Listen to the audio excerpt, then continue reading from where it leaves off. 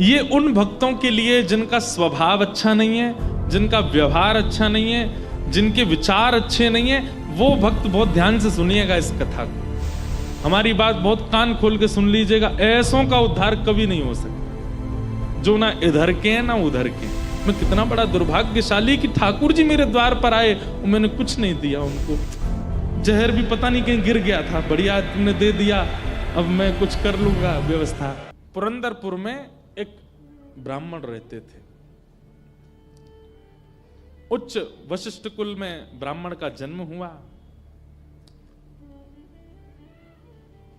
थे तो ब्राह्मण, शिखा सूत्र भी रखते थे, तिलक भी लगाते थे, लेकिन ब्राह्मणों जैसा स्वभाव नहीं था, केवल स्वरूप था।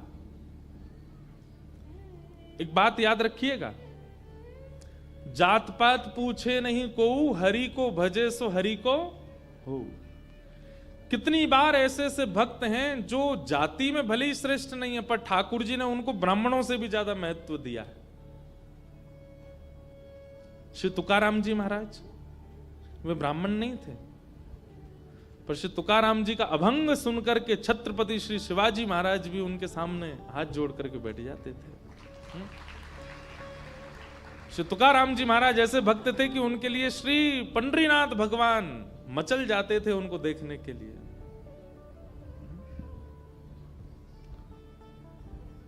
चोखो मेला पंढरपुर के पास भक्त हुए, उनका चरित्र मैंने कहा है। कैसे अद्भुत भक्त, श्रेष्ठ जाति के नहीं थे संसार के लिए, पर ठाकुर जी के लिए। ठाकुर जी आप किस वर्ण में जन्मे हो इससे ठाकुर जी को ज्यादा फर्क नहीं पड़ता, पर जहां भी जन्मे हो आपका स्वभाव कैसा है वो ठाकुर जी देखते हैं। आपका व्यवहार कैसा, आपकी विचारधारा कैसी।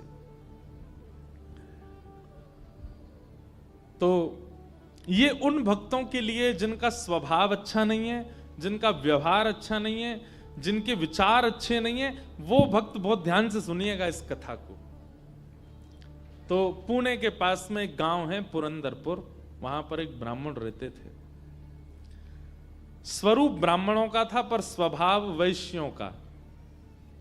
वैश्य मतलब हमारे बनिया भाई लोग, उनके जैसा उनका व्यवहार था। कैसा? व्यापार करते थे, धन देते थे, उस पे क्या बोलते हैं उसको, ब्याज पे, ब्याज पे धन देते थे लोगों को। और अपना गल्ला खोल रखा था, गल्ले पे बैठते थे।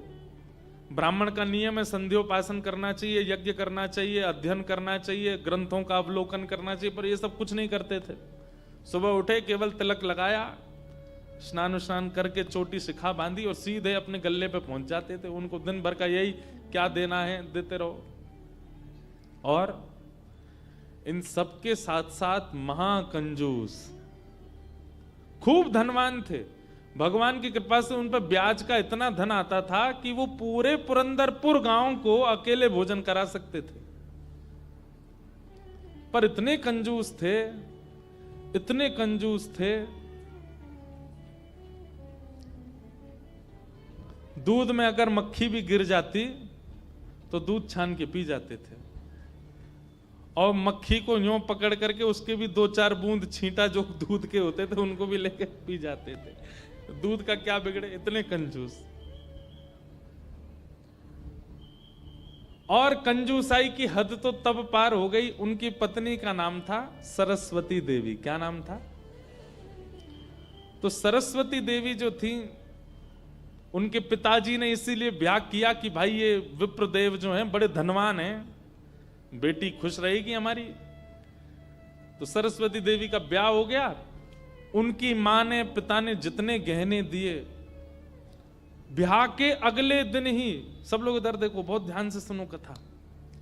ब्याह के अगले दिन ही सुबह सुबह ब्राह्मण देवता उठे, देवी सुनो, सबरे गहने उतारो अपने। बोले क्यों? अरे देखो कितनी अच्छी नक्काशी की है इसमें, कितने अच्छे से तुम्हारे कुंडल बने हैं, कितने अच्छे तुम्हारे गले के हार बने हैं, हाथ के तुम्हारे बढ़िया कंगन कड़ूला, रोज पहनोगी तो घिस जाएंगे, उतार दो सबको। पत्नी ने भारी भारी सामान सब उतार दिए, कानों के कुंडल, नाक की बाली और गले का एक मंगलसूत्र रहने दिया, हाथ के कंगन रहने दिए, पैरों की पाजेब और पायल रहने दी। लेकिन पुरंदर ये अपने ब्राह्मण देवता जो थे, इनको वो भी अच्छे नहीं लगते थे। रोज अपनी पत्नी को, क्यों इनको पहन के घूमती है, उनको दे दो, अंदर तिजोरी में रख दूं मैं। पत्नी कहती है तो सौभाग्य है, ये तो पहनने दिया कीजिए। महाराज कहते कहते 6 महीना हो गए, रोज टोकते। अब तो ये स्थिति में आ गए कि पत्नी के हाथ का भोजन नहीं करते थे। वो रोटी बनाती, बोले मुझे नहीं पाना, और अपनी दुकान पर जाके वो दुकान के बालक से कहते अपने घर से बनवा ला। दोनों भावना थी, एक तो नाराज थे पत्नी से कि गहने क्यों नहीं उतार रही है, दूसरा बढ़िया है घर का आटा बचेगा। इतने कंजूस। पत्नी बोली क्या करे, रात में बोली आप कैसे मानेंगे, बोले ये उतार दो जितने पहन रखे हैं। उसने कान के कुंडल भी उतार दिए, हाथ के कड़ूला भी उतार दिए, पाजेब भी उतार दी, गले का मंगलसूत्र भी उतार दिया। सब बिल्कुल कोरी हो गई बेचारी। केवल नाक की एक नथ रहने दी उसने।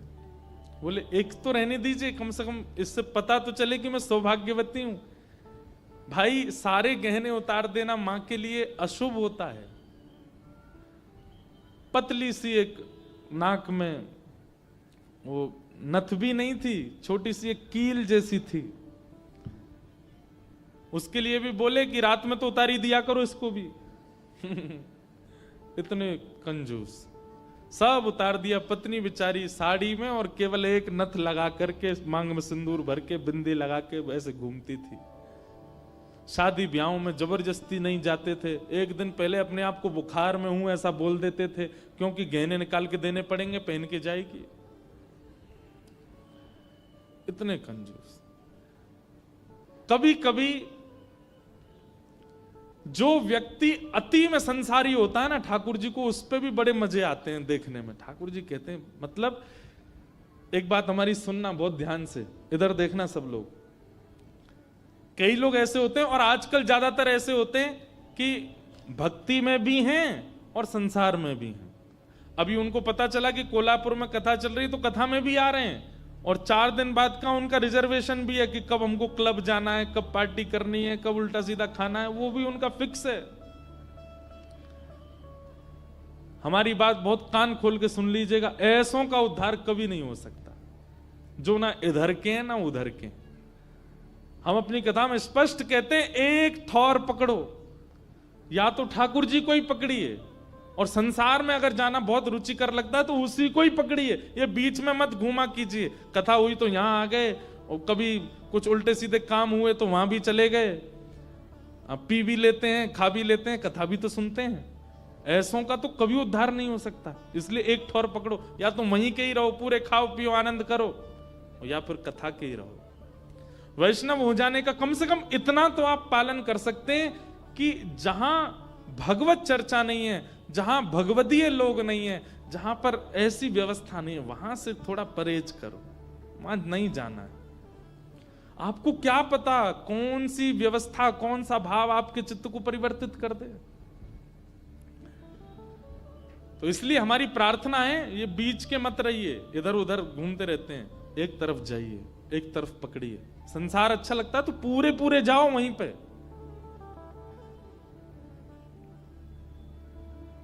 तो कभी कभी ठाकुर जी पूरे पूरे संसारियों पे भी ठाकुर जी रीझ जाते हैं। ठाकुर जी बोले, भाई ये ब्राह्मण देवता बड़ा बहुत अच्छा लग रहा हमको। क्यों? बोले इतना कंजूस तो हमने कभी नहीं देखा है, बहुत भयंकर कंजूस है। ठाकुर जी का मन आ गया उस पर। अच्छा, जो पत्नी थी ना सरस्वती देवी, वो बड़ी भक्ता थी।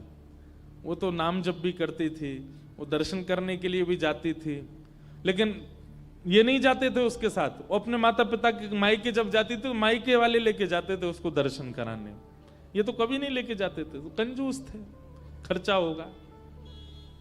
और मायके भी खुद नहीं लेके जाते, इनके भाइयों से बोल देते तुम ही आके ले जाओ, उसमें भी खर्चा ना हो मेरा। सोचो कितनी ऊंचे लेवल के कंजूस।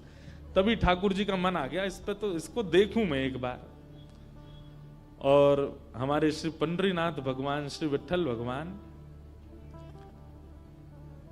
एक दीनहीन से ब्राह्मण का रूप धारण किया, फटी सी धोती पहनी, कुचैली मैली सी कुर्ता पहने और पुराना काला सा जनेऊ धारण किया और महाराज ऐसी तिलक सा लगा करके बिल्कुल दीनहीन, झुर्रियां पड़ रही हैं मुखमंडल पर, और ऐसे हाथ जोड़ते भय इनके दुकान पर पहुंच गए। रूप रंग देख करके ही पहले तो ब्राह्मण देवता समझ गए, बोले अरे ये और आ गया, ये कुछ देना वेना तो है नहीं, मांगेगा। कहो तन पे नहीं लगता, चल दिए कलकत्ता, क्या करने आए हो? ठाकुर जी बोले बहुत गरीब ब्राह्मण हूं मैं, मेरी बेटी का ब्याह होने वाला है, अपनी पुत्री का ब्याह करना है मुझे, और मुझे ब्याह के लिए थोड़ी व्यवस्था चाहिए धन की। आप तो बहुत बड़े धनवान सेठ हैं, कृपा कर दीजिए ना, कुछ दे दीजिए मुझको, मैं अपनी बेटी का ब्याह कर दूंगा और थोड़ा ठीक हो जाएगा। या तो धन दे दीजिए, नहीं तो कुछ सामान दे दीजिए, सामग्री दे दीजिए, मैं उसी से कुछ ना कुछ तो व्यवस्था करूं। तो ये जो ब्राह्मण थे ना, ये जबरदस्ती रफू की हुई धोती और कुर्ता पहन के जाते थे कि कोई मांगने वाला आ जाए तो उसको दिखा दूं, देखो मेरे खुद के कुर्ता फटे, मैं तुमको कहां से दूं। तो ठाकुर जी को दिखाने लगे, ये देखो मेरी धोती यहां से उधरी हुई है, मेरा कुर्ता यहां से फटा हुआ, कैसे तुमको दूं, मैं खुद नहीं अपने नए खरीद पा रहा, तुमको कहां से दूं भाई। ये सब तो केवल बाहर का दिखावा है, मेरे पे कोई पैसा वैसा कुछ नहीं है, दूसरों का धन ले रखा है मैंने। भैया चलते बनो, कहीं और जाओ, किसी और से मांगो, भगवान करे तुम्हारी बेटी का ब्याह बहुत अच्छा हो। बोले मुझे या तो धन दीजिए, नहीं तो मैं यहीं बैठा रहूंगा। ठाकुर जी जिद पे आ जाएं तो उनको कौन हटावे। ठाकुर जी वहीं बैठ गए द्वार पे, बोले मुझे धन दो, ऐसे तो नहीं जाऊंगा, मैं आपके दर पे आया हूं, कुछ तो लेके जाऊंगा, मेरी बेटी का ब्याह है। अंत में हार करके ब्राह्मण बोला, देखो मैं ऐसे नहीं देता हूं, कुछ लाओ, मेरे पास गिरवी रखो, पैसा ले जाओ, और जब पैसा हो जाए तो पैसा देके अपना सामान ले जाना, तुम पे है कुछ देने के लिए। ठाकुर जी बोले मुझ पे तो कुछ भी नहीं है, मुझसे कुछ काम करा लीजिए दुकान में, मैं ये कर दूंगा, आपकी साफ सफाई कर दूंगा, इतना कर सकता हूं, उसके बदले कुछ दे। बोले उसकी जरूरत नहीं है, सब है नौकर चाकर मेरे पास, मैं तुम्हें बस इतना कह सकता हूं, कोई मूल्यवान सामग्री दो, पैसा ले जाओ, और जब पैसा हो जाए तो पैसा वापस दे के सामग्री ले जाना। मतलब इतना भी दान नहीं कर सकता मैं।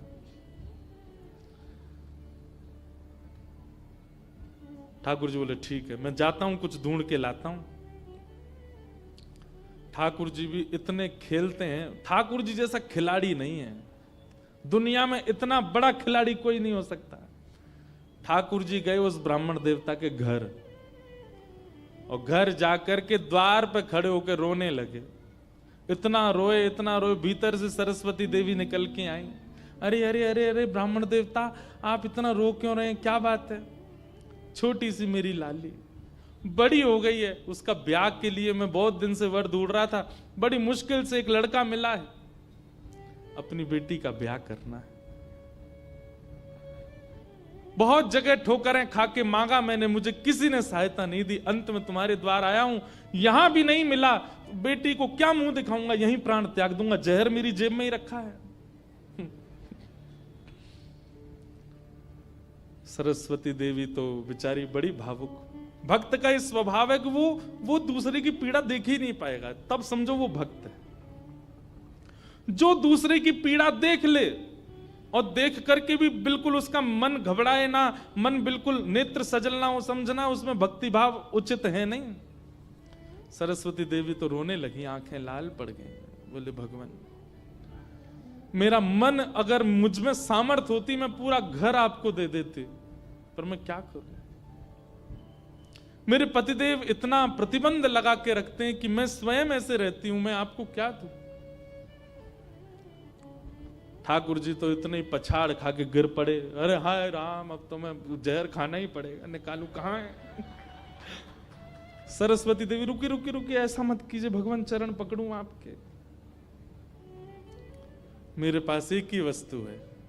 और तुरंत अपनी नाक की जो कील थी वो निकाली और निकाल करके बोले ये ले जाइए, इससे थोड़ा बहुत धन आपको मिल जाएगा, स्वर्ण की है, आप अपनी बेटी का ब्याह तो नहीं कर पाएंगे पर कुछ व्यवस्था तो हो जाएगी आपकी। ठाकुर जी तुरंत, जहर भी पता नहीं कहीं गिर गया था, बढ़िया तुमने दे दिया, अब मैं कुछ कर लूंगा व्यवस्था। ठाकुर जी वो कील उसकी नाक की ले ली और सीधे गए उस ब्राह्मण की दुकान पर। देखो कितने उद्यमी हैं ठाकुर जी। और उसके दुकान पर जाके सीधा ले ले, और इसके बदले अब ला पैसा दे मुझको, तू कह रहा था ना कुछ सामान दो, उसके बदले पैसा मिलेगा, ये ले सोने की कील नाक की, धर ले अपने पास, ला पैसा दे। ब्राह्मण देवता ने जैसी कील देखी, ये आपको कहां से मिली? बोले उससे तुझको क्या, तू तो पैसा दे। मुझे कहां से मिली इससे तेरे को मतलब नहीं होना है, तू पैसा दे मेरे को, मेरी बेटी का ब्याह है, और अब मैं तेरे से भीख नहीं मांग रहा हूं, चीज रख के गिरवी तब ले रहा हूं, ला दे। बेचारा फंस गया, वो क्या करे, वो 3-4 बार सोचे, बोले मिली कहां से? बोले तू मत सोच, मुझे पैसा दे। कील उसने तिजोरी में अंदर रखी, ताला लगाया, और उसका जो धन होता था वो धन ठाकुर जी को दिया। ठाकुर जी ने जेब में धरी, निकल गए वहां से। ब्राह्मण ने अपनी भुजा ऊपर करी, बोले इसको बताता हूं, ये बहुत दानवीर बनती है अपने मन में, मैंने इसको बोला था एक कील पहने, वो तो बहुत अच्छी कृपा मुझ पर ठाकुर जी की, जो मैंने इसके सारे गहने उतरवा दिए, नहीं तो सब दान कर देती, एक कील छोड़ी वो भी दान कर दी किसी को।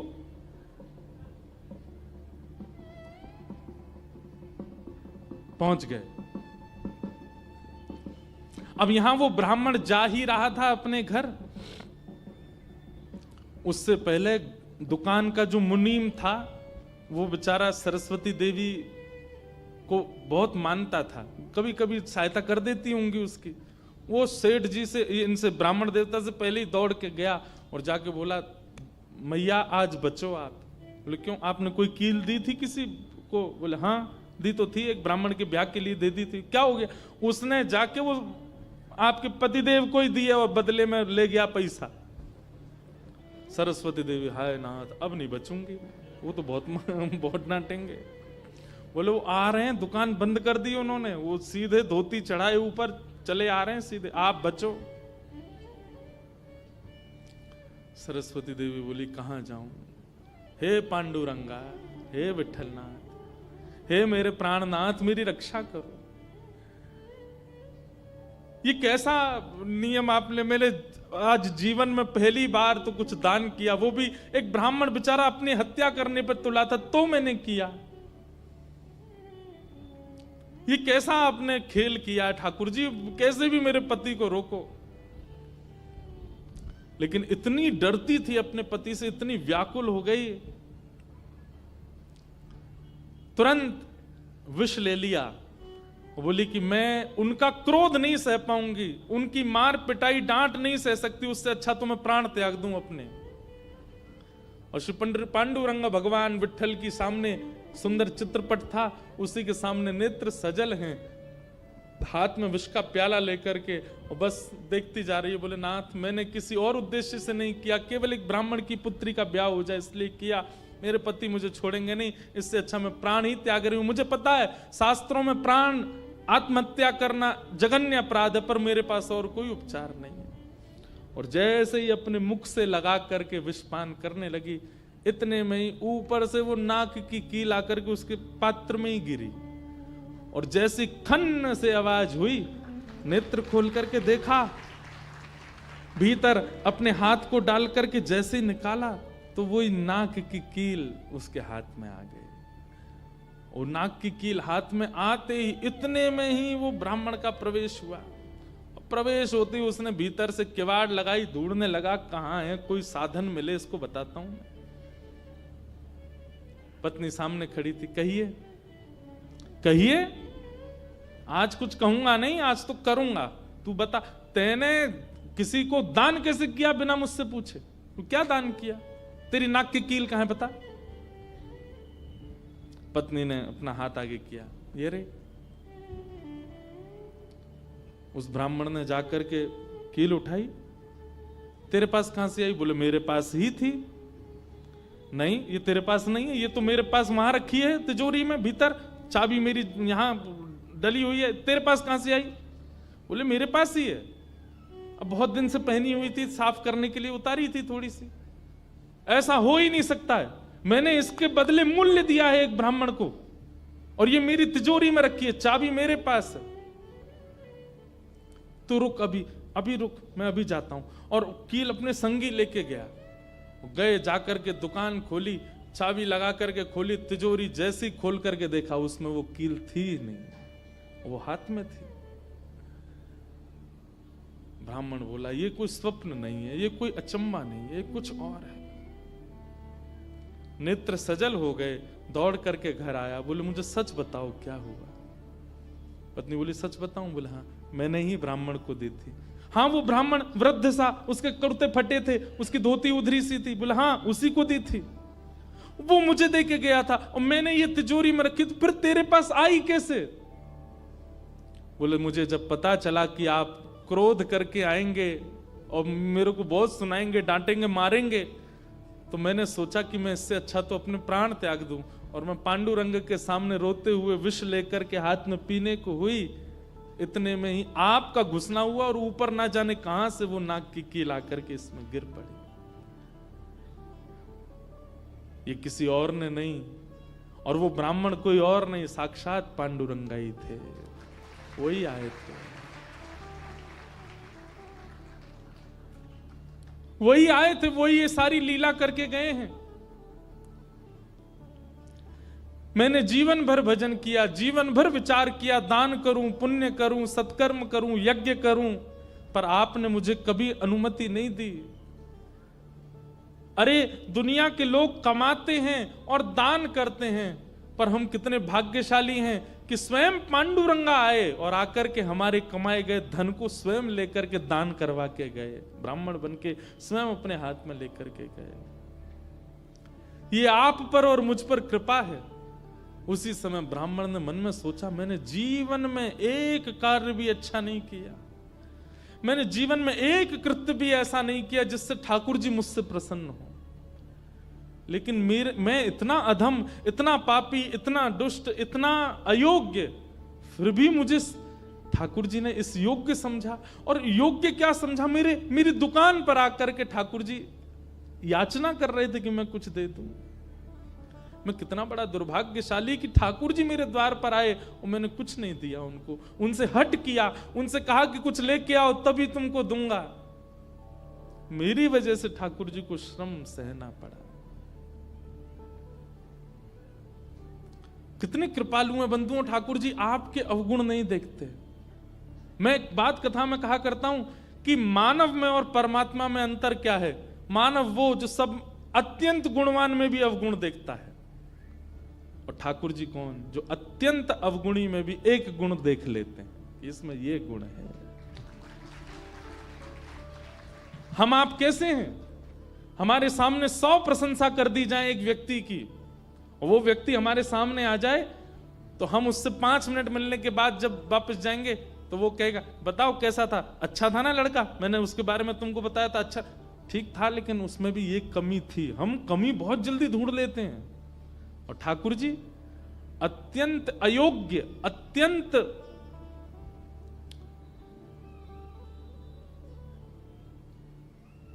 विचलित व्यक्ति में भी एक गुण खोज लेते, इसीलिए वो ठाकुर जी।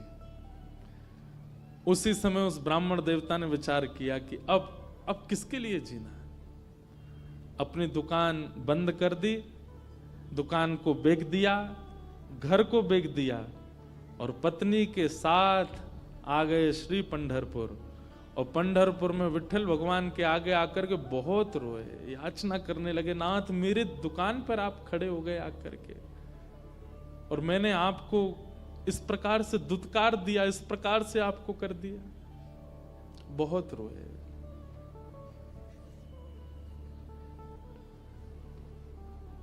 आहा,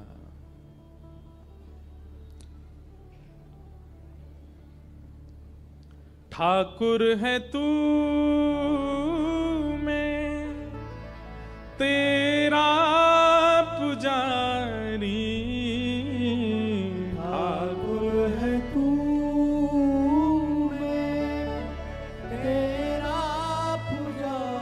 सब लोग पुकारो, ठाकुर है तू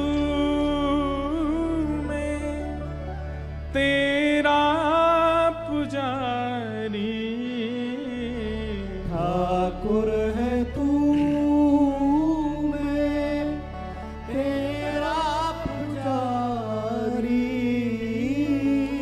तेरा खेल हूँ मैं तू मेरा खिलाड़ी, तेरा खेल हूँ मैं तू मेरा खिलाड़ी। हे नाथ, ये तो उल्टा हो गया। आप खिलाड़ी हैं और मैं खेल हूं, आपको मुझसे खेलना चाहिए, पर मेरे द्वार पर आकर के आप मांगते रहे और मैं मना करता रहा। मैंने गलत किया ना। और तब से उन्होंने पंढरपुर निवास कर दिया, सब छोड़ करके केवल पांडुरंग भगवान के सामने बैठ के कीर्तन गाते। उन्हीं का नाम फिर हो गया भक्त पुरंदर। बोलो भक्तराज पुरंदर की। इसीलिए कहते पुरंदराचा विठ्ठल, क्योंकि पुरंदरपुर के रहने वाले थे, इसलिए उनका नाम पुरंदर हुआ।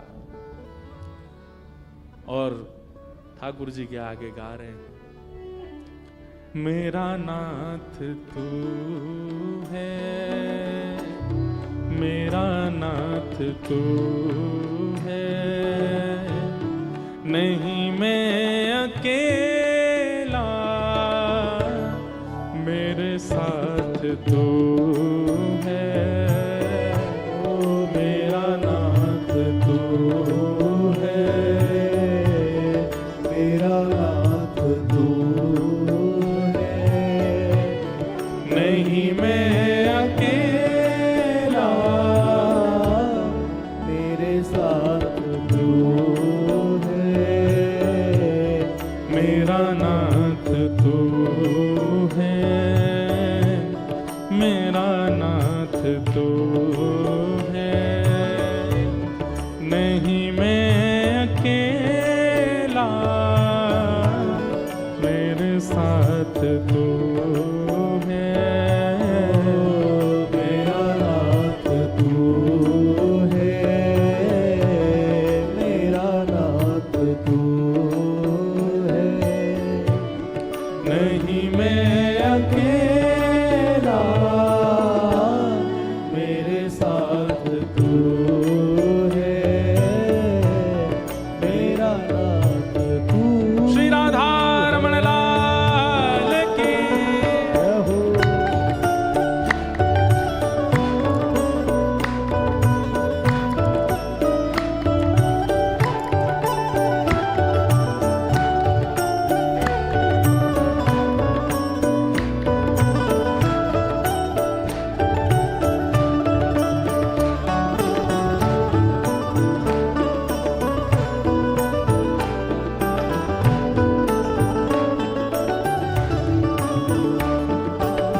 श्री विठ्ठलनाथ भगवान की।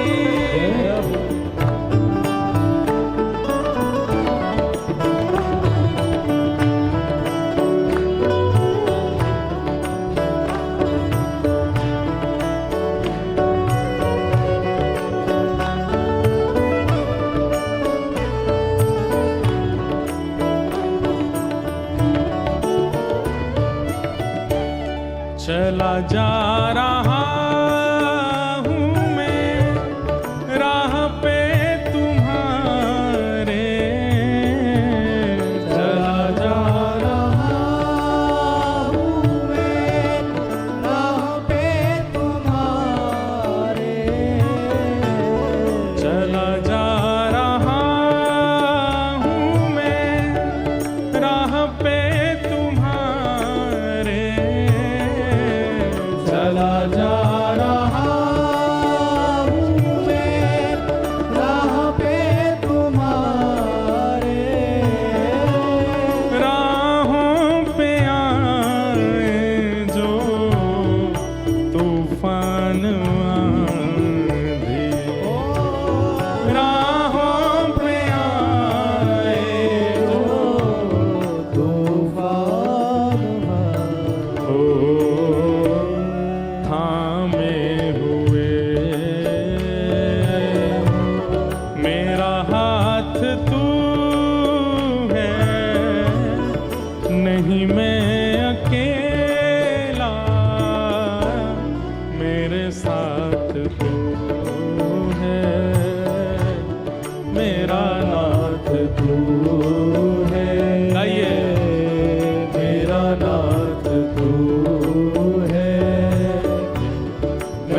मैं अकेला, मेरे साथ तू है, मेरा नाथ तू ओ जय जय राधा रमण प्यारो राधा रमण। है। राधा रमण प्यारा राधा रमण। नामदेव जी महाराज कहते हैं एक अभंग में कि अगर कीर्तन हो रहा हो ठाकुर जी की कथा में और अगर कोई व्यक्ति ताली ना बजावे और गाए ना, तो इसका दंड क्या मिलता है? बोले अगले जन्म में ना तो उसको जीभ मिलती है ना हाथ मिलते हैं। इसलिए ये कीर्तन में अगले 4 दिन हम टोकेंगे नहीं आपको, अगले 4 दिन हम बोलेंगे नहीं, हमारे बिना बोले करिएगा। और आपकी जिम्मेवारी है, जो ताली ना बजावे और जो ना गावे उसको बोलना भाई अगले साल, सॉरी अगले जन्म में ऐसे ही बोलना पड़ेगा आपको। इसलिए जीभ मिली है, इसका उपयोग करो। हाथ मिले हैं, दोनों भुजा उठा करके ओ जय जय राधा रमण प्यारो राधा रमण। जय जय राधा रमण प्यारो राधा रमण। जय जय राधा रमण प्यारो राधा रमण। जय जय राधा रमण प्यारो राधा रमण। ओ विठ्ठल नाथ रमण प्यारो नाथ ओ रमण। विठ्ठलनाथ रमण प्यारो नाथ रमण। विठ्ठल नाथ रमण प्यारो नाथ रमण। विठ्ठलनाथ रमण प्यारो नाथ रमण। ओ जय जय राधा रमण प्यारो राधा रमण। जय राधा रमण प्यारो राधा रमण। ओ जय जय राधा रमण प्यारो राधा रमण। जय जय राधा रमण प्यारो राधा रमण। ओ विठ्ठल माझा माझा मी विठ्ठलाचा। विठ्ठल माझा माझा मी विठ्ठलाचा। विठ्ठल माझा माझा मी विठ्ठलाचा। ओ विठ्ठल माझा माझा मी विठ्ठलाचा। हे विठ्ठल माझा विठ्ठल माझा विठ्ठल माझा मी विठ्ठलाचा। विठ्ठल माझा विठ्ठल माझा विठ्ठल माझा मी विठ्ठलाचा। हे विठ्ठल माझा विठ्ठल माझा विठ्ठल माझा मी विठ्ठलाचा। ओ विठ्ठल माझा विठ्ठल माझा विठ्ठल माझा मी गाइए विठ्ठलाचा। हे विठ्ठल माझा माझा मी विठ्ठलाचा। ओ विठ्ठल माझा माझा मी विठ्ठलाचा। हे विठ्ठल माझा माझा मी विठ्ठलाचा। ओ विठ्ठल माझा माझा मी विठ्ठलाचा। ओ विठ्ठल माझा माझा मी विठ्ठलाचा। ओ विठ्ठल माझा माझा मी विठ्ठलाचा। हा विठ्ठल माझा माझा मी विठ्ठलाचा। ओ विठ्ठल माझा माझा मी विठ्ठलाचा। हे विठ्ठल माझा माझा मी विठ्ठलाचा। विठ्ठल माझा माझा मी विठ्ठलाचा। विठ्ठल माझा माझा मी विठ्ठलाचा। विठ्ठल माझा माझा मी विठ्ठलाचा। देखो हम एक बात अभी भुसावल में कह रहे थे कि हम उत्तर भारत वाले ऐसे नाचते हैं, महाराष्ट्र वालों को तो ऐसे नाचना चाहिए। आपके यहाँ तो ठाकुर जी ऐसे हैं ना। ओ विठ्ठल माझा माझा मी विठ्ठलाचा। विठ्ठल माझा माझा मी विठ्ठलाचा। विठ्ठल माझा माझा मी विठ्ठलाचा। विठ्ठल माझा माझा मी विठ्ठलाचा। हे विठ्ठल माझा विठ्ठल माझा विठ्ठल माझा मी विठ्ठलाचा। ओ विठ्ठल माझा विठ्ठल माझा विठ्ठल माझा मी विठ्ठलाचा। हे विठ्ठल माझा विठ्ठल माझा विठ्ठल माझा मी विठ्ठलाचा। विठ्ठल माझा विठ्ठल माझा विठ्ठल माझा मी विठ्ठलाचा। हे विठ्ठल माझा माझा मी विठ्ठलाचा। विठ्ठल माझा माझा मी विठ्ठलाचा। विठ्ठल माझा माझा मी विठ्ठलाचा। विठ्ठल माझा माझा मी विठ्ठलाचा। हे विठ्ठल माझा माझा मी विठ्ठलाचा। विठ्ठल माझा माझा मी विठ्ठलाचा। हे विठ्ठल विठ्ठल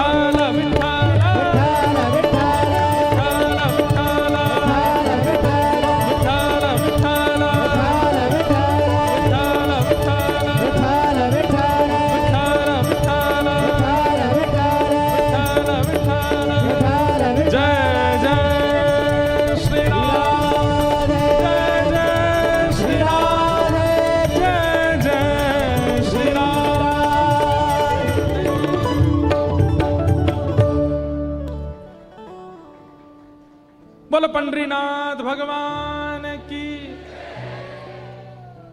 ऐसे ठाकुर जी ने पुरंदर को स्वीकार किया और उनका नाम पड़ गया पुरंदर दास। क्या नाम पड़ा? क्योंकि वो पुरंदरपुर के निवासी, इसलिए उनका मूल नाम तो कुछ और ही था, पर उनको सब पुरंदर दास कहते थे। श्री पुरंदर दास जी, आप नित्य भगवान के सामने जाते और श्री पंडरीनाथ भगवान से जाके कहते मुझे दंड दीजिए। कोई भक्त ठाकुर जी से कह सकता है मुझे दंड दो भैया, ने ठीक करो इसको? कोई कह सकता है? कोई नहीं। हम लोग तो केवल ठाकुर जी से सुख की कामना करने वाले लोग हैं, कभी ठाकुर जी से कष्ट नहीं मांग सकते। रोज ठाकुर जी से जाके कहते कि नाथ मुझे कुछ पीड़ा दीजिए, मुझे कोई कष्ट दीजिए।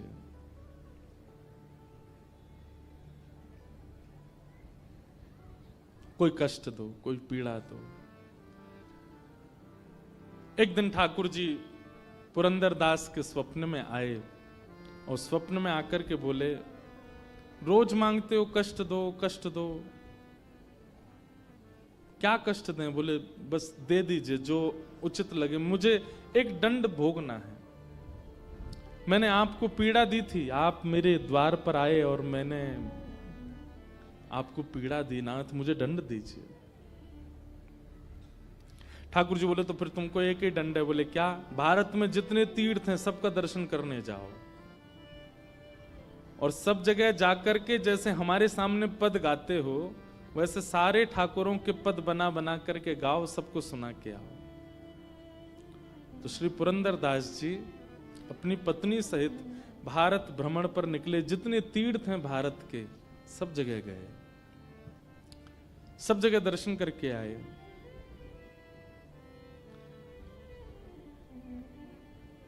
पास के कर्नाटक में एक विजयनगर नाम का एक स्थान है, वहां के राजा पुरंदर दास जी के परम भक्त हो गए।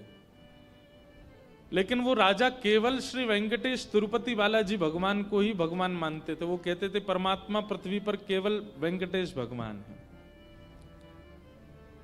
तो पुरंदर दास जी को लेकर के वेंकटेश भगवान के दर्शन करने को गए। आपने वहां जाकर के भी ठाकुर जी का संकीर्तन गाया।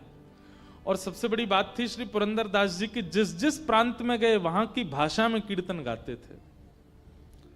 कर्नाटका में, मलयालम में, कन्नड़ में, तेलुगु में, मराठी में, बंगला में, उड़िया में, सारे भाषाओं में आपने, मतलब कैसा दंड भोगा इन्होंने कि ऐसे नहीं ठाकुर जी ने कह दी तीर्थ चले जाओ तो सबरे तीर्थ घूम आए एक साथ ही। उस तीर्थ में जाते, वहां तीर्थ में जाके वहां की जो भाषा है उस भाषा को सीखते और फिर उस भाषा को सीख के वहां की भाषा में एक पद बनाते, पद ठाकुर जी को निवेदित करके तब अगले तीर्थ में जाते। ऐसे श्री पुरंदर दास जी ने अपने दंड को स्वीकार किया। कितनी बड़ी बात है। हमारे यहां कैसा होता है, समझ में आए बात तो ताली बजाओ, नहीं तो सुन लो। हमारे यहां कैसा होता है कि हमें अगर माता पिता दंड देते हैं, हम उसमें भी ये सोचते हैं कि इसमें और क्या छूट मिल सकती है हमें। बच्चों को कई बार स्कूल में पनिशमेंट मिलता है, चलो हाथ खड़े करके बाहर चले जाओ। टीचर को लगता है बाहर भेज देना बहुत घातक है, इस बच्चे को थोड़ी अंदर फील होगी कि मुझे क्लास से बाहर कर दिया। पर बाहर जाके बच्चा बड़ा खुश होता है, वो हाथ नीचे और कर लेता है, और कभी यूं से यूं कर लेगा, ऐसे से ऐसे कर लेगा। हमको भी खूब पनिशमेंट मिले ना स्कूल में।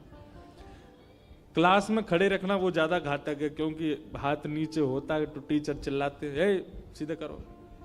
इससे बढ़िया तो बाहर भेज दे, बढ़िया है, नजारा दिखता रहता है, ठंडी हवा लगती रहती है, आने जाने वाले बच्चों से थोड़ी बातचीत भी हो जाती है।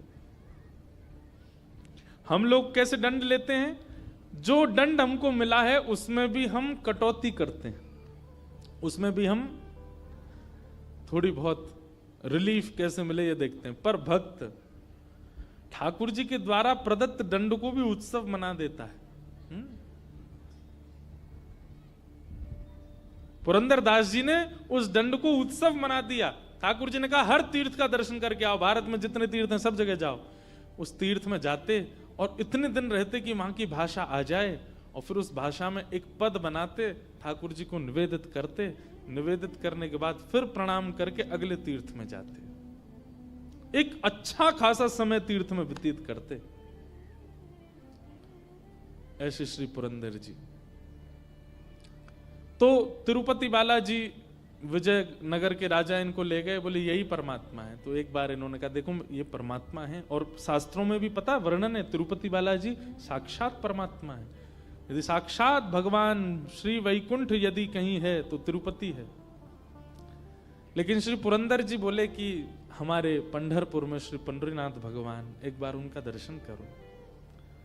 तो विजयनगर के राजा फिर पंढरपुर आए, और जैसे ही पंढरीनाथ भगवान की छवि को देखा, कमर पर हाथ, सुंदर ते ध्यान उभे विटेवरी, सुंदर ते ध्यान उभे विटेवरी, सुंदर ते ध्यान उभे विटेवरी, सुंदर ते ध्यान कर कटावरी, ठे बुनिया,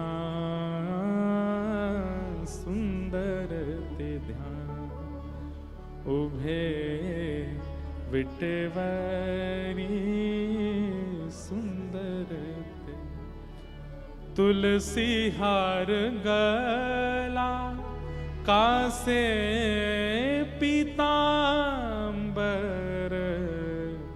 तुलसी हार। गाइए, ये तो आपकी भाषा में है।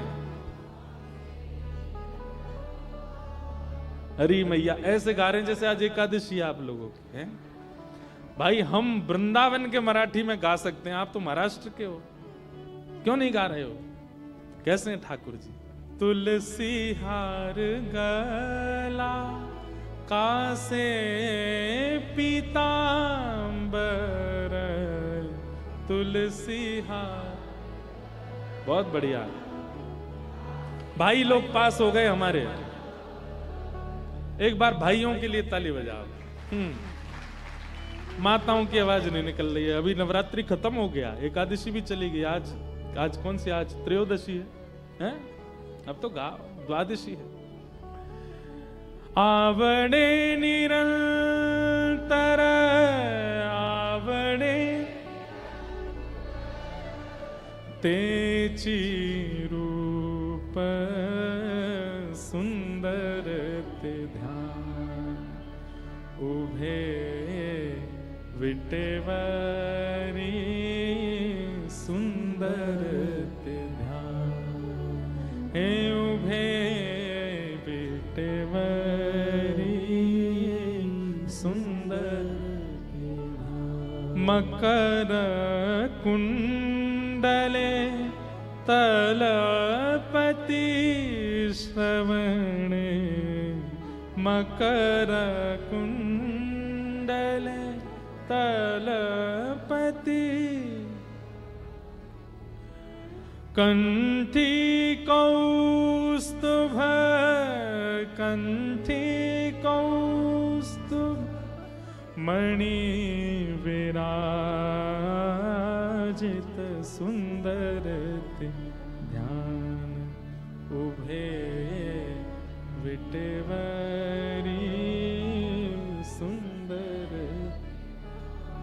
तुका मणे माझे हेची सर्व सुख, तुका मणे माझे हेची सर्व सुख, पाहिन श्रीमुख, पाहिन श्रीमुख आवणिने, सुंदर ते ध्यान उभे विटेवरी, सुंदर ते ध्यान। आपको बताऊं, हम तो अपना काम पूरा कर रहे हैं। जैसे पुरंदर जिस नगर के ठाकुर जी के दर्शन करने जाते हैं उसी प्रांत की भाषा में कीर्तन कर देते हैं। हम जगन्नाथपुरी जाते हैं तो वहां उड़िया में कीर्तन सुनाए जाते ठाकुर जी को। महाराष्ट्र आए तो अब यहाँ मराठी में गा देंगे। अभी हम गुजरात जा रहे हैं, यहाँ से कथा करें, वहां गुजराती में गाएंगे। हम तो पुरंदर दास की तरह अपनी लीला कर रहे हैं पूरी। आप सोचो, महाराष्ट्र में रह के मराठी नहीं गा रहे हो, लेकिन आप सब जब गा रहे थे ना, एक एक रोमा खड़ा हो रहा था। गाया कीजिए। देखो, दुनिया के लिए नहीं गाना है, दुनिया के लिए नहीं नाचना है, दुनिया के लिए ना रोना है, दुनिया के लिए ना चलना है, दुनिया के लिए ना सजना है, ना संवरना है। ये सारे गुण केवल ठाकुर जी के लिए करना। गाना भी उन्हीं के लिए, नाचना भी उन्हीं के लिए, हंसना भी उन्हीं के लिए, हंसाना भी उन्हीं के लिए, सजना भी उन्हीं के लिए, सब कुछ उन्हीं के लिए करो। यही भक्त का स्वरूप होता है। विजयनगर के राजा ने जैसे ही पंडरीनाथ भगवान का दर्शन किया, आहा, वो तो मोहित हो गया। वो कहते हैं फिर लीला हुई, ठाकुर जी फिर कुछ दिन विजयनगर में विराजे उस राजा के सुख के लिए। कथा है और गुरुजनों से सुन के फिर सुनाऊंगा उसको।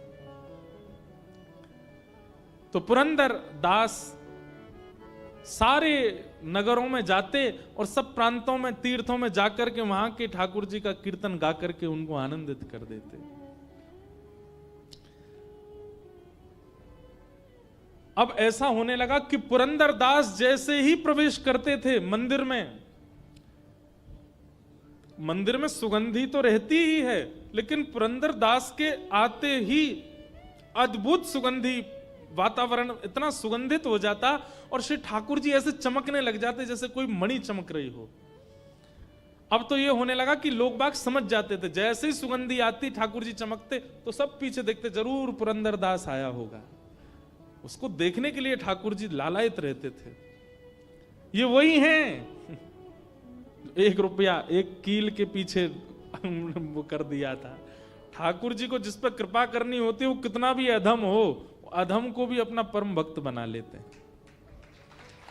बस कृपा होनी चाहिए। अब इसमें एक बात आएगी तो आप लोग कहीं ये सोचने लग जाओ हम भी कंजूस हो जाएं, हम पे भी हो जाए कृपा। आपने कथा सुन ली, अब नहीं होगा ये काम। नहीं सुनी होती और आप कंजूस स्वाभाविक होते तो कुछ होता भी। अब सुनकर के अगर दोष उत्पन्न करने जाओगे तो मार और पड़ेगी ठाकुर जी से, नहीं होगी कृपा। तो कहीं इससे आप प्रेरित मत हो जाना कि पुरंदर दास पर भी तो कितनी कृपा। दूसरी बात, पुरंदर दास भले कंजूस था पर उनकी धर्म पत्नी, वो तो भक्त थी ना, उसकी कृपा से उसको ठाकुर जी मिल गए। भाई देखो, पाणी ग्रहण संस्कार ब्याह होता है ना, वो पत्नी का नाम पाप पत्नी नहीं है, भोग पत्नी नहीं, उसका नाम ही है धर्म पत्नी। वो जो भी धर्म करेगी, अगर चाहेगी तो आपका कल्याण होगा उससे। इसलिए भैया रोज हाथ जोड़ा करो इनके आगे, थोड़ा बहुत हमको भी दे देना अपना पुण्य। वैसे पत्नियां अपने लिए करती नहीं है, वो करती अपने पति बच्चों के लिए, वो अपने लिए करती कहां है। दुनिया में जितने भी पुरुष सर्वश्रेष्ठ हो रहे हैं वो सब अपनी पत्नी की कृपा से ही हो रहे हैं। और इसका प्रमाण लक्ष्मी जी, इन्हीं की कृपा से ये इतने पूज रहे हैं पूरी दुनिया में। पत्नी का बहुत बड़ा रोल होता है पति को कुछ बनाने में। तो अब पुरंदर दास की बड़ी ख्याति हो गई। पूरे पंढरपुर में या तो भीड़ पंडरीनाथ जी के दर्शन करने को होती है या पुरंदर के दर्शन करने को होती है। लोग उनका कीर्तन सुनने जाते थे, बैठते थे। वैष्णव को चाहिए, अगर बहुत मान सम्मान प्रतिष्ठा मिलने लग जाए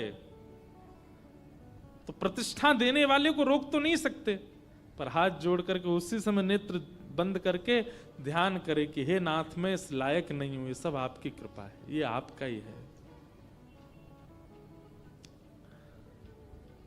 ठाकुर जी बोले अब थोड़ी सी और परीक्षा ली जाए पुरंदर दास की।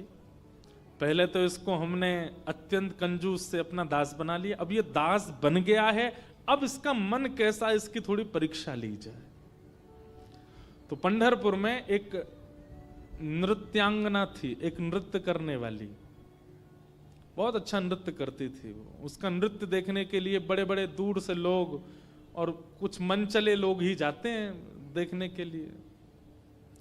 लेकिन वो थी तो नृत्यांगना, अपना जीवन यापन करने के लिए नृत्य करती थी, पर श्री पंडरीनाथ भगवान से बहुत प्रेम करती थी, भक्त थी। लेकिन मजबूरी में उसको ऐसा करना पड़ता था क्योंकि घर चलाना है। ऐसी थी कि उसके मन में ये भावना आती थी, वो जब लोगों को सामने देखती थी और जब उसकी वाहवाही करते थे ना लोग, हा हा क्या नाचती हो तुम, क्या बढ़िया, लोग उस पर धन लुटाते थे, तो वो उस समय नेत्र बंद करके सोचती, कभी पंडरीनाथ मेरे सामने ऐसे बैठे हों और मैं उनको नृत्य करके रिझाऊं, उनके सामने नाचूं, कभी मेरे नाथ मेरे नृत्य देखने के लिए आवे। और वो रोज पंढरपुर जाती, पंडरीनाथ विठल भगवान का दर्शन करके उनसे यही प्रार्थना की कि कभी आप मेरा नृत्य देखने आओ। वैसे है वो पवित्र नृत्य तो नहीं है, लेकिन नाथ मेरा भाव बहुत पवित्र है, कभी मेरे नृत्य में आप पधारो। तो पंडरीनाथ के पास में बहुत लंबा निमंत्रण था, बहुत दिनों से निमंत्रण था। ठाकुर जी बोले, भाई ये रोज हमको निमंत्रण देके जाती है, एक दिन चलें इसके नृत्य में, थोड़ा देख के आवे। ठाकुर जी बोले, ऐसे गए तो हो गया काम, क्या करें। तो बैठे बैठे ठाकुर जी बोले, ओहो इस नृत्यांगना का निमंत्रण है बहुत दिनों से, और पुरंदर दास की हमको परीक्षा भी लेनी है। तो ठाकुर जी ने पुरंदर दास का ही रूप धारण किया और पुरंदर दास का रूप धारण करके उस नृत्यांगना का नृत्य देखने गए ठाकुर जी। महाराज जैसे ही पुरंदर दास का उस सभा में प्रवेश हुआ, सब हक्का बक्का रह गए और सबके मुंह पे आता, अरे पुरंदर दास यहां। औरों की तो चले क्या, वो नृत्यांगना भी रुक गई, पुरंदर दास आए नृत्य देखने। आए तो जो खा पी रहे थे लोग वो सब सतर्क हो गए, सब सम्मान करते थे उनका, थोड़े दूर खड़े हो गए, सब हाथ जोड़ करके सबने मुंह पोंछा, अपने हाथ वाथ धो लिए, भैया पुरंदर दास आए, कुछ कहने आए होंगे। नृत्यांगना भी रुक गई एक कोने में जाकर के, बोले ये क्यों आए, कुछ समाचार देने आए, कुछ कहने आए, उपदेश करने आए, कीर्तन सुनाने क्यों आए हैं। पुरंदर दास बोले, कहाँ बैठते हैं लोग, अच्छा इनमें बैठते हैं। तुरंत एक मसनद ली, उस पर ऐसे हाँ नाचो, तुम नाचती क्यों नहीं, हम तुम्हारा नृत्य देखने आए। और वहां सब लोग राम राम राम राम, सुबह भक्ति करता है, मंदिर में जाके करताल बजाता है, मंजीरा पीटता है, पता नृत्य देखने आया। लेकिन वो नृत्यांगना जो थी ना, उसके नेत्र सजल हो गए। बोले हरि तो नहीं आए, लेकिन हरिजन आए हैं, ये जरूर मेरे पंडरीनाथ ने भेजे होंगे। एक बात कहें भैया, हरि यदि प्रसन्न हो गए तो हरि प्रसन्न हो तो वैकुंठ देत। हरि अगर प्रसन्न होंगे तो वैकुंठ देंगे, लेकिन हरिजन यदि प्रसन्न हो गए तो वो तो हरि को ही दे देंगे आपको। इसलिए हरि प्रसन्न हो इसकी ज्यादा इच्छा मत रखो, हरिजन प्रसन्न हो, हरि के भक्त प्रसन्न हो। नृत्यांगना तो नेत्र सजल हो गए उसके और वो नृत्य करने लगी और ये भावना करने लगी कि ये हरिजन नहीं, साक्षात मेरे विठ्ठल आए आज मेरा नृत्य देखने। वो स्वयं तो नहीं आएंगे, इसलिए पुरंदर दास को भेज दिया है। भावना बहुत ऊंची चीज है बंधुओं। आज इसी भाव से कथा का प्रारंभ किया, तो भावना करना प्रारंभ कीजिए। और नृत्यांगना ने ऐसा नृत्य किया, बहुत सुव्यवस्थित किया, उसमें कुछ किसी भी प्रकार का ओछापन नहीं था नृत्य में, बहुत अच्छा नृत्य किया। और नृत्य करके जब नृत्य में द्रुत गति उसने पकड़ी, पुरंदर दास तो ताली बजाने लगे, पुरंदर दास भी नृत्य करने लगे। अब संग वाले कहे राम राम राम, ये तो क्या जमाना आ गया, कलयुग, घोर कलयुग आ गया है। लोग बाग तो चिढ़ने वाले तो सबके होते हैं भाई, किसी जिसका सम्मान बहुत होता है ना, जिसके बहुत प्रेम करने वाले होते हैं, उससे प्रेम करने वालों से ज्यादा चिढ़ने वाले होते हैं। अब तो वही सब जो पहले से वहां बैठे थे वो दौड़ दौड़ करके गए और नगर के लोगों को निमंत्रण, आओ आओ आओ दिखाएं, तुमको दिखाएं, देखो वहां नृत्यांगना का नृत्य देखने कौन आया। और वहां लोग पहले तो अरे नहीं ऐसी जगह हम नहीं जाएंगे। अरे तुम नहीं जाओगे, तुम जिसका सत्संग सुनते हो वो पुरंदर दास बैठा है वहां पे, चलो देखो। सब जाकर के देखें पुरंदर दास को, तो अरे राम ये बैठे यहां पर नृत्य देख रहे हैं। पूरे नगर में हवा की तरह बात फैल गई। कथा के बड़े बड़े पोस्टर लगा दो तो भी आदमी 8:30 के बाद ही आएगा। और कहीं ऐसे कृत्य चलते हो, कहीं तमाशा चल रहा हो, कहीं पर उल्टे सीधे कृत्य चल रहे हो, बिना निमंत्रण के लोग पहुंच जाते हैं, बिना पोस्टर के लोग पहुंच जाते हैं। जगह नहीं बचती महाराज, तिल नहीं रखा जाएगा वहां पे, और अड़मड़ के लोग पहुंचते हैं। और बुरा नहीं मानिएगा, माताओं की संख्या सत्संग में ज्यादा, भाइयों की संख्या ऐसी जगह पे ज्यादा होती है, सबसे ज्यादा वहीं पहुंचेंगे। दुर्भाग्य। एक पद मुझे याद तो आ रहा है पर अभी नहीं गाऊंगा, थोड़ी देर में सुनाता हूं। कबीरदास जी का पद मुझे याद दिला देना, कबीरदास जी का पद गाना है, गाऊंगा। तो सब लोग देखने लगे। पुरंदर दास जी बोले वाह वाह वाह वाह, आनंद आ गया, क्या नृत्य किया तुमने, मैं कुछ देना चाहता हूं, कुछ है नहीं मेरे पास, क्या करूं। तो अपना सोने का कड़ूला उतार करके और उसको दे दिया, लो तुम्हारा, और दे करके चले गए। लोग बाग क्या कहें, अरे राम कितना गलत हुआ। लेकिन वो कड़ूला पुरंदर दास का नहीं था, श्री विट्ठल भगवान का था। और दे करके ठाकुर जी तो मंदिर में जाके व्यवस्थित हो गए, परीक्षा भी हो गई और निमंत्रण भी स्वीकार हो गया, दोनों काम कर आए। ठाकुर जी के चक्कर में पड़ मत जाना, किसी दिन बहुत खेलते हैं, इन जैसा खेल कोई नहीं खेलेगा। प्रार्थना तो करना कि एक बार तो खेल के दिखाओ, ठाकुर जी कैसे कहो, ऐसा खेलेंगे महाराज। विराट कोहली वगैरह एक तरफ, ठाकुर जी की बैटिंग के आगे सब पीछे हैं, ऐसा खेलते हैं। अब स्वयं जाकर के रुक्मणी जी से बोले आहा अब बढ़िया नींद आएगी हमको। क्यों? बोले बहुत दिन से बुला रही थी, उसके यहाँ भी हुआ है, वो पुरंदर दास के हमको मन की स्थिति पहचाननी है, वो काम भी कर आए। रुक्मणी जी बोली ऐसा क्या किया? बोले रोहन दो, सूर्योदय होते ही पता चलेगा। दूसरे दिन सूर्योदय हुआ। अब क्या था कि लोग बाग बातें तो बना रहे थे पुरंदर दास की, लेकिन कोई कहीं बड़ी जगह से उछले तो इस पर थोड़ा रोष दिखाया जाए। उस समय फोन तो होते नहीं थे, किसी ने वीडियो बना के वायरल कर दी हो। अब सब आंखों से देखी जिनकी थी वो थी। सब प्रतीक्षा कर रहे हैं बात। आज पुरंदर दास जी अपने घर से निकले, जो प्रणाम करने वाले थे वो भी कह रहे थे पुरंदर दास बोले भाई रामकृष्ण हरि। तो पुरंदर दास बोले ऐसा क्या हो गया भाई, आज ये रामकृष्ण हरि भी नहीं बोल रहा कोई हमसे। लेकिन किसी ने कोई एक्शन नहीं लिया, सब बस उनको नजरअंदाज कर रहे थे। पुरंदर दास बोले होगी कोई बात। अब बात कहां से हुई कि मंदिर जैसे खुला, ठाकुर जी का श्रृंगार हुआ, एक हाथ का कड़ूला नहीं है ठाकुर जी का। पुजारियों ने सारी तिजोरियां देख ली, गर्भगृह पूरा छान मारा, कहीं भी ठाकुर जी का कड़ूला नहीं मिला। अब ये बात निकल के मंदिर से बाहर आई, पूरे नगर में हल्ला हो गया, भैया ठाकुर जी का कड़ूला खो गया है, चोर है कोई, नगर के सारी नाकाबंदी कर दो, बाहर कोई निकलने ना पाए। अगर चोर कहीं भाग गया होगा तो बाहर ढूंढेंगे, अगर अभी भी नगर में तो कहीं भागने ना पाए और सबकी तलाशी ली जाए। कड़ूला चोरी होने की खबर जैसे ही लोगों तक पहुंची तो जो लोग रात में नृत्य में थे वो सब मंदिर पहुंच गए। वैसे कभी मंदिर नहीं जाते थे, आज पहुंच गए। नहा धोकर के तिलक लगा के बाल वाल काट के बोले ठाकुर जी का कड़ूला खोया। बोला हाँ। उसमें 2 शेर बने थे। बोले हाँ। उसमें कुछ ऐसा? बोले हाँ। अरे ये तो कल रात में पुरंदर दास पहन के घूम रहा था।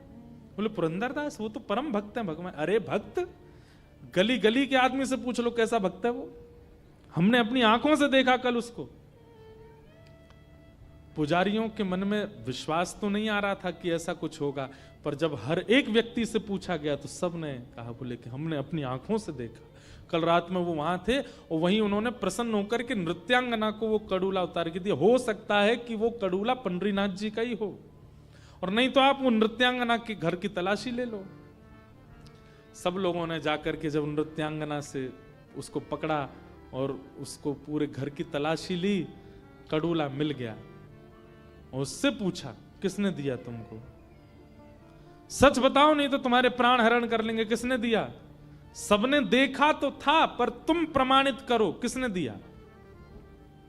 उसने कहा कल परम भागवत श्री पुरंदर दास जी आए थे मेरा नृत्य देखने, मेरे लिए तो साक्षात विट्ठल ही आए थे, उन्होंने मुझे दिया। पूरा पंढरपुर इकट्ठा हो गया, सब पहुंच गए पुरंदर दास के घर के बाहर। और आज तक जिसकी खूब जय जय होती थी, आज द्वार पर जाकर के मानो जैसे द्वार तोड़ देंगे लोग। पहले से ही सब खुंदस में बैठे थे कि ये नृत्यांगना के यहां जाते हैं और फिर चोरी भी करते हैं। एक साथ इतने सारे इल्जाम लग गए। पुरंदर दास निकल करके आए तो किसी ने भी कुछ पूछा नहीं, उनके गले वान पकड़ा और खींच करके ले गए। बोले ढोंगी पाखंडी नाटक करता है ठाकुर जी के आगे, तेरे पूर्व के किस्से सुने हमने, तू कितना बड़ा कंजूस था, और तू यहां आकर के अपने उन पुराने उन भावों को धोने के लिए यहां पर आकर के बहुत बड़े बड़े कीर्तन करने लग रहा है। और श्री ठाकुर जी के मंदिर के बाहर के एक स्तंभ से उनको बांध दिया, और बांध करके एक एक व्यक्ति आता है और एक एक हाथ देता है। पुरंदर दास कह रहे हैं मेरा दोष क्या है ये तो बता दो।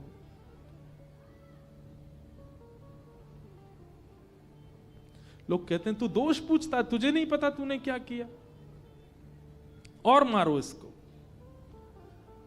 वही मनचले व्यक्ति जो रात को वहां नृत्यांगना के यहां जाते थे, वे सब आज लाइन में खड़े हैं पुरंदर दास के मारने के लिए।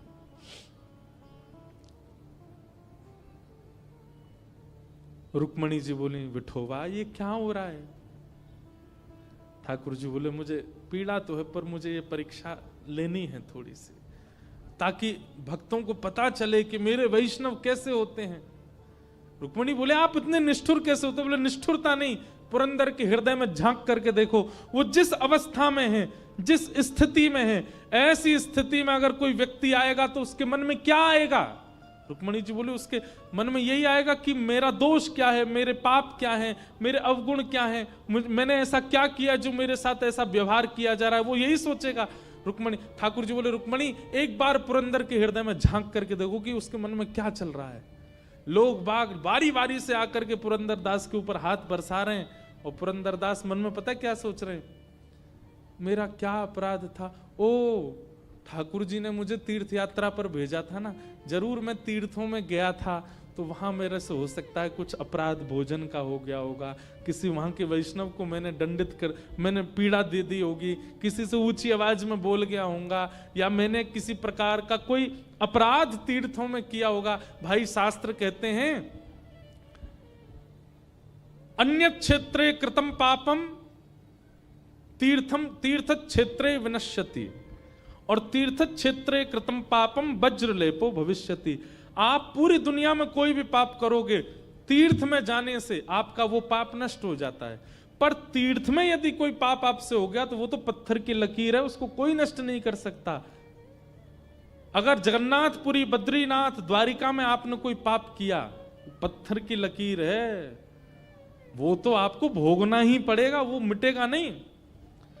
तुरंत ये बात सोच करके और पुरंदर हंसने लगे, बोले वाह वाह जय हो विठ्ठल भगवान तुम्हारी जय हो।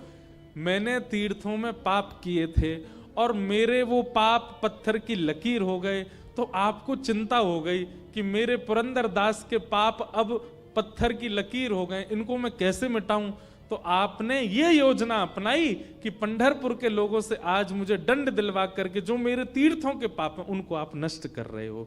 ठाकुर जी मैं प्रसन्न हूं, आप जितने चाहे वैष्णवों को भेजिए, मैं सबके द्वारा दिए गए इन दंडों को स्वीकार करूंगा। ये देख करके रुक्मणी जी के नेत्र सजल हो गए।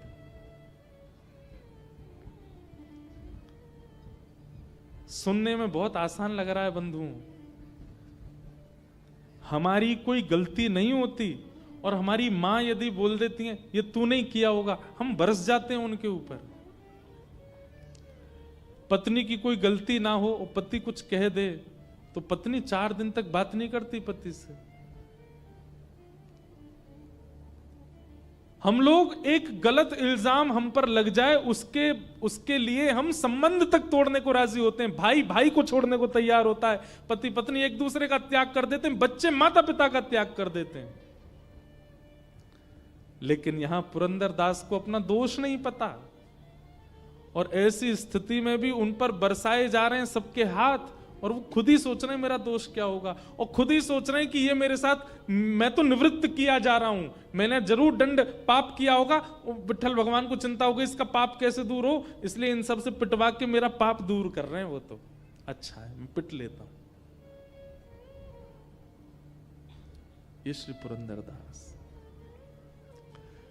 जब रुक्मणी जी ने देख लिया, पंडरीनाथ भगवान के आगे हाथ जोड़े, मैंने देख लिया नाथ, मैं आपसे प्रश्न करती रहती हूं कि ऐसा क्या है इन भक्तों में, इनका नाम गुणगान गाते हो आप, रात भर करताल बजा करके घुंघरू पहन करके नृत्य करते हो, ऐसा क्या करते हैं भक्त? केवल भोग ही तो लगाते हैं, तिलक ही तो अर्पित करते हैं, आपको आके प्रणामी तो कर देते हैं, माला ही तो पहना देते हैं, और क्या करते हैं? आज आपने मुझे दिखा दिया कि ये भक्त कैसे होते हैं नाथ, अब रोकिए, मैं मुझसे देखा नहीं जा रहा है।